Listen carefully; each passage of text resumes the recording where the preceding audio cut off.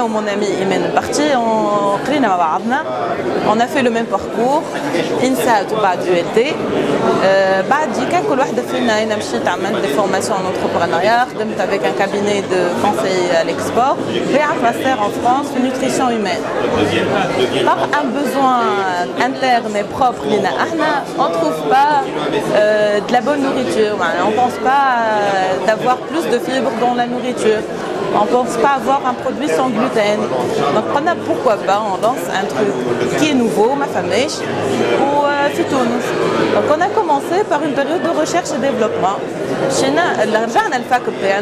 On a pris des ingénieurs finissants, on a pris des PFE, la faisabilité, est-ce que c'est faisable ou elle est non faisable.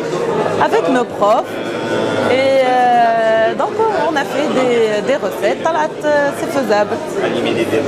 Donc on a avancé, on a fait le business plan, on a déposé, on a eu l'accord. Bon,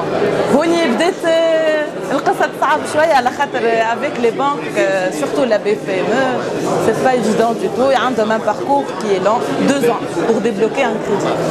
Donc 2 ans, c'est une souffrance. On loue, on dépense, ils nous obligent de louer.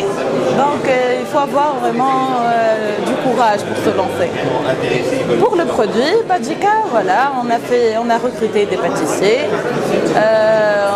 On a fait les formules en interne, on a choisi la matière première tout d'abord. On a commencé par la matière première, la farine de blé complète, le sucre roux, les produits bio, sans produits chimiques. Et on a commencé à diversifier les produits un à un. Après tout ce parcours, on a pensé à ouvrir la pâtisserie La Seine. Allez chez La Seine, on a fait un benchmarking sur un brainstorming plutôt sur 80 personnes pour choisir le nom. Donc nous, c'est une pâtisserie saine et gourmand. Et c'est une pâtisserie française. Donc, عجبتنا الفكرة La Seine حطتها une واحدة elle a proposé La Seine. On a oui, pourquoi pas, c'est un jeu de mots. La Seine, c'est un fleuve, c'est la pâtisserie française, on est en France. Et aussi, c'est pour dire saine, healthy. Donc on s'est lancé, on a fait la charte. Et on a fait la décoration de la boutique convenablement, on a fait un espace très chaleureux, on a fait la charte qui est le bien-être, le service, tous les produits qu'on va faire. Et au mois d'octobre, on a décidé d'ouvrir. Et voilà la naissance de la nouvelle pâtisserie diététique en Tunisie qui propose des produits sans gluten, sans sucre et allégés. Donc les clientèles, la cible qui sont les cœliaques, diabétiques ou toute personne qui veut se sentir bien, sont farhanines à l'akhir. On a eu de très bons échos.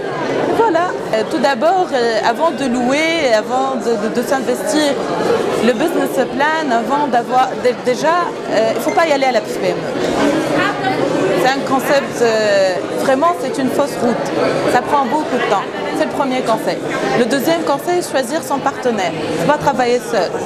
2, c'est très peu. J'aurais aimé avoir 4, 5, une équipe de 5 entrepreneurs. Se regrouper. Parce que c'est pas la même compétence. Par exemple, si on a un financier, un comptable, ça sera génial. Voilà, pensez à être en équipe, pas seul.